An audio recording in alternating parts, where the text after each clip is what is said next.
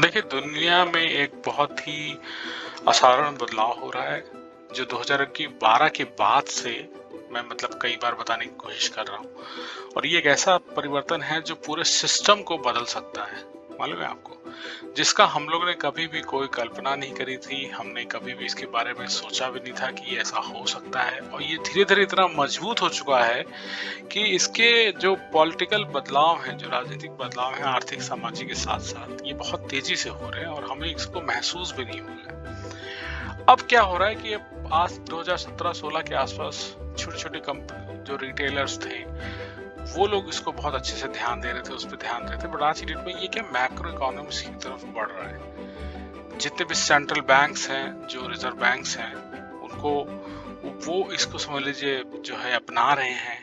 जैसे फेसबुक है, वो लिब्रा करेंसी वो लाने वाली थी, बट वो उस पर काम कर रही है। अब सोचिए अगर फेसबुक अपनी करेंसी ले आएगी तो फेसबुक हर इंसान मतलब जो फेसबुक को यूज कर सकता है उसको इंटरनेट के थ्रू वो अपनी इस डिजिटल करेंसी को जो है वो यूज कर सकता है ना। सेंट्रल बैंक है जो जो मतलब जिनके पुराने ऐसे नियम थे, जो पॉलिसीज थी, जो इस पर रुकावट बन रहे थे, उसको वो चेंज कर रहे हैं, क्योंकि एक ऐसी करेंसी के साथ वो काम करना चाहते हैं जो कभी भी डिग्रेड ना हो, जिसके जो स्थिर रहे, जिसके बारे में उन्हें जो है वो किसी के जाके सामने घुटने ना टेकने पड़े, दो अंतर्राष्ट्रीय कंट्रियों के बीच में लड़ाइयाँ ना हो।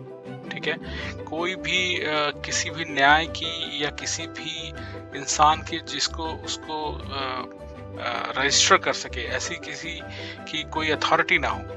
तो एक ऐसा सिस्टम जिसके अंदर इन सारी समस्याओं को हल करने का एक नायाब तरीका है, और जो पूरे डॉलर की फंडिंग की और किसी भी तरीके की करेंसी की जो लिक्विडिटी है उसकी समस्याओं को हल करता है, और पूरी सुरक्षा देता है इस पूरे बदलाव के बारे में। तो ऐसा एक जो करेंसी है, ऐसी एक संस्था है जिसको हम बिटकॉइन बोलते हैं। और केंद्रीय बैंक जो जो इनकी पॉलिटिक्स हैं, जो भी उनकी नीतियां हैं, उनको वो कैसे कैसे मतलब उसको बदलाव कर सकते हैं, कैसे वो अपना कोलेटरल दे सकते हैं, कैसे वो अपना ब्याज से अपना पूरा पैसा कमा सकते हैं। तो उसको बेसिकली अगर कोई इंसान अपने एक पैसे के ऊपर बैठा है, जैसे माइक्रो स्ट्रेटजी, उसके पास करीब $500 बिलियन उसने अभी इन्वेस्ट किया था, तो उसके पैसे ऊपर मान लीजिए बैठा हुआ है, तो वो उसको अगर सिर्फ बैठा रहेगा तो वो उसका लॉस होगा, राइट? बिकॉज वो करेंसी जो है डेप्रिशिएट हो रही है हर साल 10% तो डेप्रिशिएशन, राइट? तो डेप्रिशिएशन के खिलाफ हेज करने के लिए बिटकॉइन से बेहतर विकल्प कोई नहीं है। और यह जो है वो मैक्रो इकोनॉमिस्ट को समझ में आ चुका है, सारे इकोनॉमिस्ट को समझ में आ चुका है।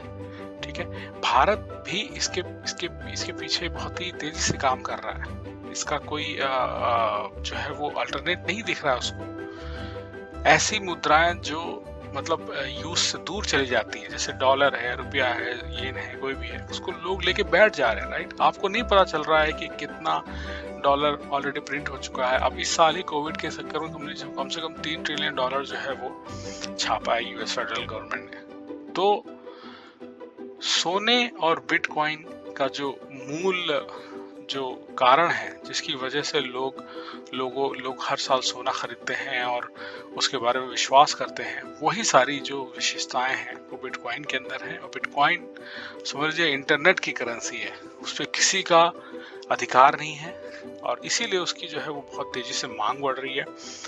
इसका जो मार्केट कैप है वो बहुत तेजी से फैल रहा है, जो अभी भी करीब $350 बिलियन का है। लेकिन मुझे लगता है कि यह सोने से काफी आगे निकलने वाला है, और इसको इसको जो है वो उस सोने से तुलना करना बिटकॉइन को वो एकदम सही है। और आप तुलना ही नहीं, मैं तो ये बोलूंगा कि आप बिटकॉइन को सोने से कहीं आगे रख सकते हैं, और जिसकी वजह से जो बिल्कुल जो अत्याधुनिक डिजिटल जो दुनिया है, जो हमारी भुगतान प्रणाली है, उस सारी समस्याओं का समाधान जो है वो बिटकॉइन में दिखता है। यह एक ऐसा मूल्य का भंडार है जो जिसे जिसे मतलब हर कोई अपनाना चाहता है, बिकॉज ये सुगम है, बहुत जो है वो तेज है, आप 1 सेकंड के अंदर किसी भी 2 देशों के बीच में, किसी भी 2 लोगों के बीच में पैसा ट्रांसफर कर सकते हैं और विदाउट किसी थर्ड पार्टी के इन्वॉल्वमेंट में, बिकॉज़ प्रूफ ऑफ कॉन्सेप्ट है, प्रूफ ऑफ स्टेक्स हैं। लोगों की इतने ये इतना असाधारण है, इतना नया है कि लोगों को अभी इसके बारे में कोई जानकारी नहीं है। इसके बारे में कोई बात नहीं कर रहा है। एक आम रिटेलर उसको लग रहा है कि ये कोई जिन्न है और ये कोई मतलब अचानक से कोई चीज समझ में आ गई है और ये just like a stock market and all. ऐसा नहीं है। यह उन केंद्रीय बैंकों द्वारा लाई गई सारी डिजिटल प्रणालियों द्वारा बिल्कुल भी भिन्न है, उससे बिल्कुल अलग है और यह एक बहुत बड़ी क्रांति करने जा रहा है दुनिया के पेमेंट सिस्टम के लिए। इसको आप इंटरनेट, ईमेल के यूज से आप इसको यूज कर सकते हैं और पूरा जो इकोनॉमी सिस्टम है, पूरी जो फाइनेंशियल वर्ल्ड है दुनिया का, वो समझ लीजिए आप चेंज होने वाला, बदलने वाला। अगर आप बिटकॉइन के मालिक हैं तो वह एक बहुत ही अच्छी चीज़ है, सकारात्मकता है।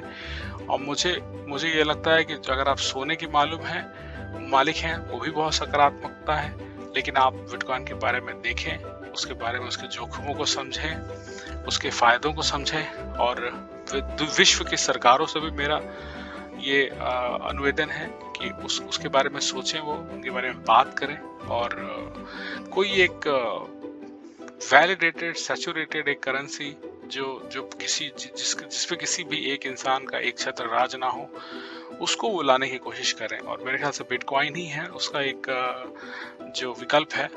धीरे धीरे सारी सरकारें, अन्य सरकार भी इसको अपनाना शुरू कर देंगी, जैसे कि US government, Japan, Switzerland, Estonia and there lot of government, उन सब ने उसको अपनाना शुरू कर दिया है, ऑलमोस्ट अपना लिया है। तो मेरे ख्याल से आने वाले कुछ सालों के अंदर बिटकॉइन जो है वो विश्व की इकोनॉमिक सिस्टम को पूरी तरीके से बदलने वाला है।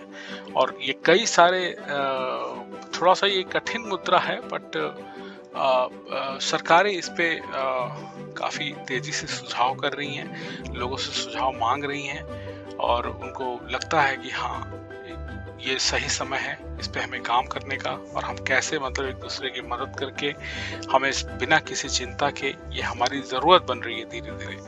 अब यहाँ यूएस में आप बिटकॉइन से आप स्टारबक्स की कॉफ़ी खरीद सकते हैं, आप अमेजोन से शॉपिंग कर सकते हैं, आप overstock.com से कर सकते हैं और सब कुछ कर सकते हैं। ये बेसिकली एक खाता है, ये एक ऐसा खाता है जिसको कोई भी देख सकता है, लेकिन कोई उसमें से एक भी पैसा चुरा नहीं सकता है। बिटकॉइन जो है वो एक ऐसी समस्या का समाधान करता है जिससे कोई भी इंसान दलाली नहीं कर पाएगा। दो लोगों के बीच में जो ट्रांजैक्शन है, जो व्यापार होता है, उसके बीच में उसको वो अपना हिस्सा नहीं खा पाएगा, क्योंकि उसको कोई बेवकूफ़ नहीं बना पाएगा। क्योंकि आप जितना पैसा जिसको दे रहे हैं, उसको उतना पैसा मिला है कि नहीं मिला है, आप उस वही खाते में देख सकते हैं, आप उस ट्रांजैक्शन में देख सकते हैं, राइट। तो लोगों की समस्याओं को समाधान करना ही बिटकॉइन का लक्ष्य है और 2008 की इकोनॉमिक क्राइसिस के बाद ही इसका उदय हुआ और इसके बारे में जो है वो जितनी चीज़ें बोली जाए वो कम है। और बहुत बहुत धन्यवाद आप लोगों का देखने का। Thanks for watching.